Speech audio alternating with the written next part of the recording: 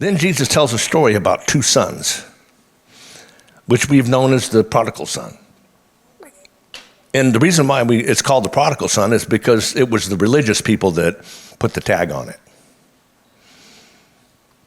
For Jesus, it wasn't a story about a sinful, disobedient son or his critical, angry brother. You see, one son represents the backslid and the person that's away from God and living out in the world. And then the son that stayed home represents the religious, critical, mean-spirited, angry son that just wants to criticize his brother rather than redeem him. To Jesus, this was a story about a generous, loving, and forgiving, redemptive father.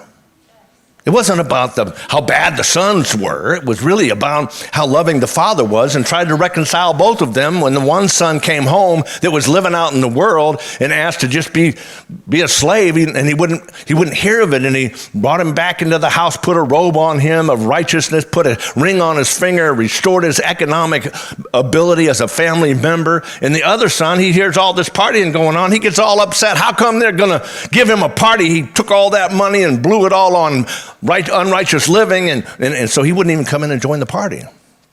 But I want you to understand, for Jesus, this was not a story about a worldly, wayward prodigal. This was not a story about a religious, critical son. This was a story about a loving father that wanted to bring their sons into the family and make them a part of the family. But one son wouldn't come because of guilt and shame and condemnation of what he had done with his inheritance. And they finally came just to be a slave. And then the other son, on the other hand, he had everything available to him, but he never really took advantage of it because he never really got to know his father.